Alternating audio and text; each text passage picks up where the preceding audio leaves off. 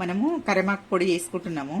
దానికి కరివేపాకు తీసుకున్నాను, కడిగి ఆరబెట్టుకున్న కరివేపాకు 100 గ్రాములు తీసుకున్నాను.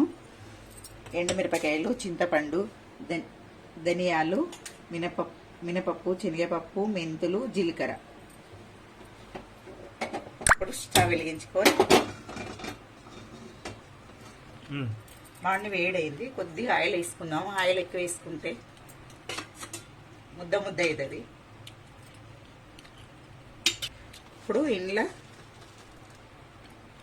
2 చెంచాల మినపప్పు, 2 చెంచాల శనగపప్పు, కొన్ని 10 మెంతులు, కొంచెమే ఒక 20 మెంతులు అంతే, ఎక్కువ కాకుండా, 1 చెంచా జీలకర్ర,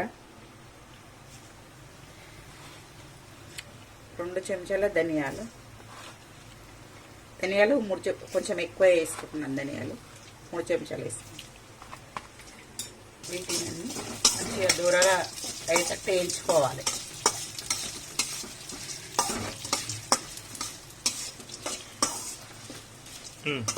కొంచెం వేయాలి. ఇవి కొంచెం కలర్ మారినాయి కదా, ఇవన్నీ వీటితో పాటే ఎండుమిరపకాయలు కూడా వేసుకుంటే ఇవి కూడా వేగిపోతాయి.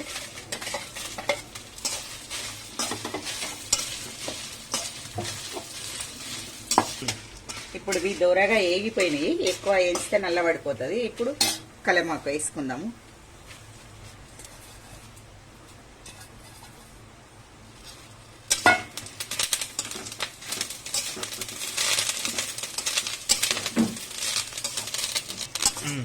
ఏగిపోయింది. స్టవ్ ఆఫ్ చేస్తున్నా. స్టవ్ ఆన్ చేసుకుని చిన్నది మూకుడు మళ్ళీ ఒకటి పెట్టుకున్నాము. ఎందుకంటే చింతపండు మెత్తబడుతుంది. నేను ఇంత చింతపండు తీసుకున్నాను. 100 గ్రాముల కరివేపాకు, 100 గ్రాముల ఎండుమిరపకాయలు, చింతపండు కొద్ది ఎక్కువ కాకుండా కొద్దిగా వేడి చేస్తే చింతపండు కొంచెం లైట్గా వేయించుకోవాలి. వేయించేటప్పుడు మెత్తగా అవుతుంది, తర్వాత పొడి పొడి అవుతుంది. ఇంతకుముందు మనం వేయించినాం కదా, చల్లార పెట్టుకున్నాము. చల్లగా అయింది కరివేపాకు, ఎండుమిరపకాయలు. ఇప్పుడు మిక్సీ జార్లో తీసుకొని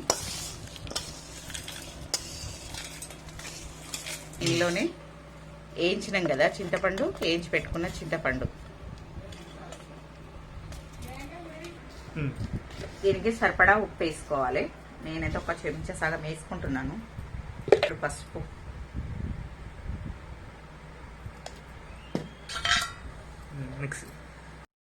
రెడీ అయింది. మిక్సీ పట్టుకోవాలి ఈ విధంగా పొడి.